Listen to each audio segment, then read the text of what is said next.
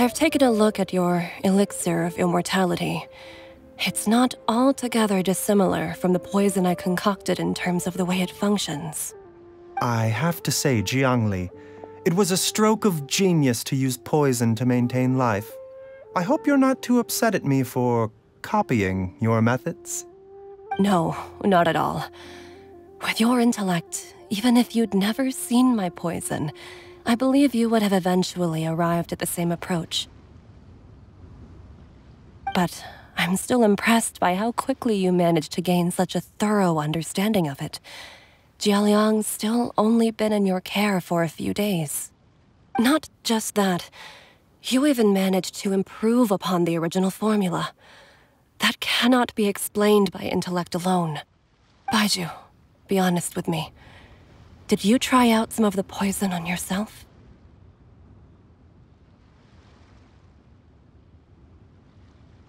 Huh. Told you the truth would surface sooner or later.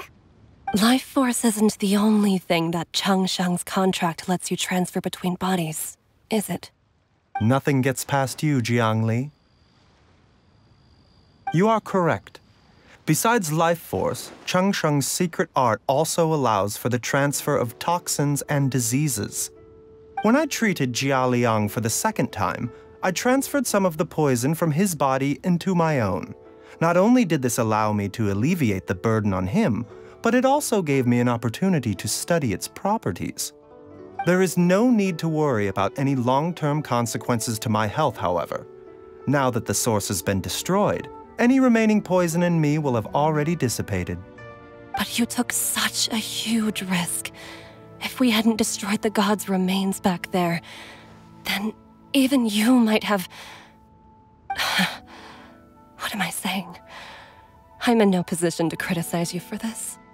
The reason I left our master and went into hiding all those years ago was that he was getting old, and I didn't want him using up any more of his own life force to treat my husband. But in the end, how were my methods any different? I risked one life to save another, and then you tried the poison on yourself too. It looks like both of us have ended up going the same way as our master before us. Are all disciples of Chenyu Vale destined to turn out this way? To live a short life, having given away our own for the sake of others?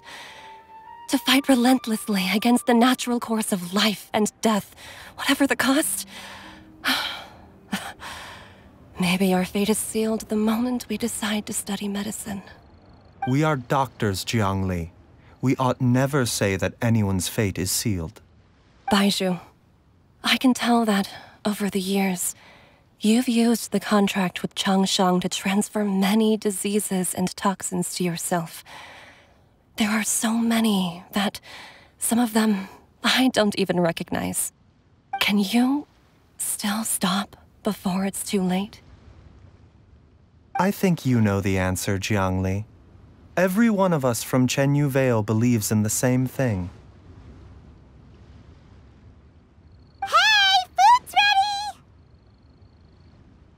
Mom, come and join us. The Traveler taught me a load of new recipes and said even Dad will be able to taste them. Come and try them out. Yes, darling. Mom will be there in just a second. Hey, slow down. Baizhu, I know I won't be able to convince you, but please don't forget that if one day you're not around anymore, Qiqi, Gui, and all the friends who have grown fond of you, they will all miss you dearly. There's no need to worry, Jiangli. I know what I'm doing. I can only hope so.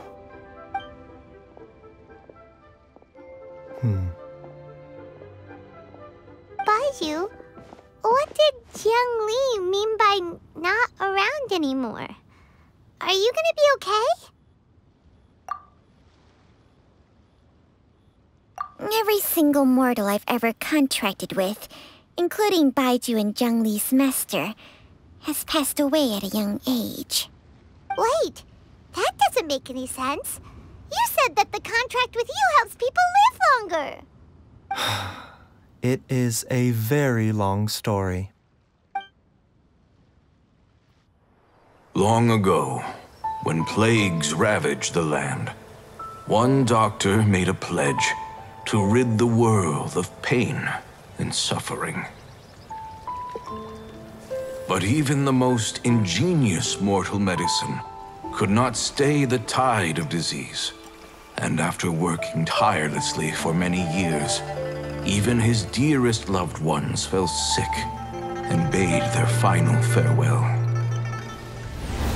Legends told of an herb lord in Chenyu Vale who could cure any illness known to mankind. The doctor sought the herb lord, but found only a white snake, its breathing weak and its power all but spent. Sign this contract and let our lives be joined. Then I will impart to you the secret art of healing. But be warned, this art will harm your own health. With means beyond human ken, the doctor could now reverse the process of death. And yet, the time still came to say goodbye. Only now, the one departing was the doctor, his life force spent. His final act in life was to pass on the contract to his final patient, his favorite disciple. The disciple chose to dedicate their life to saving the lives of others. And generation upon generation followed in these footsteps.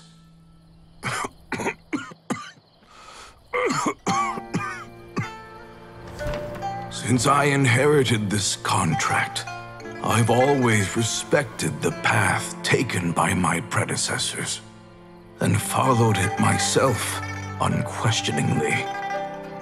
That is until I tried to use the art to save my own disciple's beloved. She begged me not to use up my own life force. She said that this art is a poisoned chalice, an evil and unnatural practice. She did not wish to sacrifice one life for the sake of another, when both were lives she treasured. Only then did it occur to me.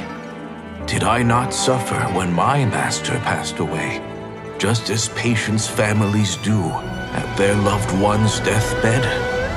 Are not the lives cut short by this contract just as worthy of saving as any patients?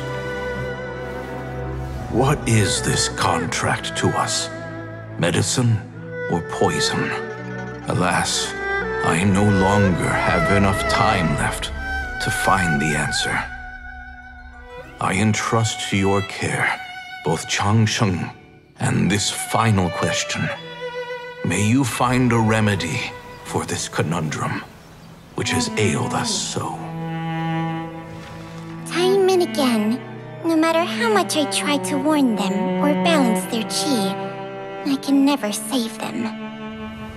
And you? What's your answer? If I abandoned the contract and left you without a host, what would happen? I suppose I'd spend my final moments taking a nice nap on Mount Yaojun. Then I'd be reunited with my old friends and your predecessors. Then it's decided. If there's a life in front of me that deserves to be saved, why shouldn't I do everything within my power to save it? Once again, it's the same answer. So be it. Close your eyes. Who knows how many more people will take on this contract? None. This contract will end with me. My contract has strict requirements on the host's natural temperament. All my hosts have been most pure of heart. But when one with an altruistic nature gains access to this art, they are more seduced than the average person by the miracle of overturning the laws of life and death. Though they know better than anyone else the fate that awaits them, when faced with the sorrows of humanity and the pain of losing their nearest and dearest, they cannot help but reach beyond human means. They are like moths that throw themselves into the flame, seeking a glimmer of hope in a dark world filled with pain and suffering. So, Baiyu, does that mean... I suppose that would make me a moth that yearns for the light, but doesn't want to be burned to a crisp. Changsheng's art can transfer pain and suffering between people, but it cannot reduce the total amount of pain in the world. It's just like we witnessed. Either Jia Liang feared for Jiang Li's life, or Jiang Li grieved over Jia Liang's sacrifice. I have nothing but the utmost respect for my predecessors, who sacrificed their lives for their principles. But I do not wish to join their ranks, nor do I wish to pass on this contract to anyone else in the future. Huh? But didn't you already transfer a ton of diseases onto yourself? What makes a poison, poison? And what makes a disease a disease? When it comes down to it, are not both mechanisms that affect the operations of the human body? If disease is defined as deviation from normal functioning, then who knows? Perhaps the true elixir of immortality could in fact be a kind of poison. Many may view the notion of searching for immortality in poisons and illnesses as a flagrant violation of the natural order. But to me, it is no different from the way our ancestors tested the medicinal qualities of herbs by sampling each and every one. I don't want those who come after me to lose their lives to this contract. Nor do I wish for Changsheng to perish from losing her host. This leaves only one solution, doesn't it? Precisely. I will be Changsheng's final host, and the tradition of passing down the contract will end with me. Even the gods of old struggle to achieve true immortality. First you want to save others, then you want to save yourself.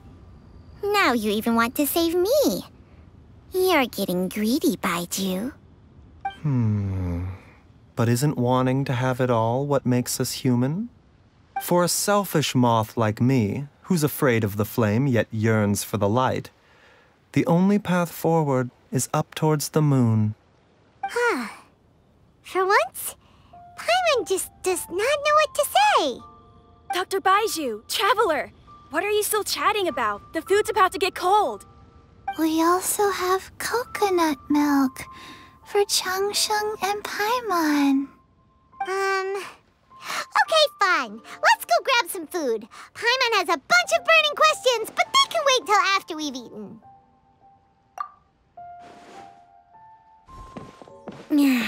I do envy Paimon sometimes. Eating her fill is enough to satisfy her body and mind. True. And yet, although we call them simple pleasures, are such things as these not precisely why we mortals cling desperately to the life we have?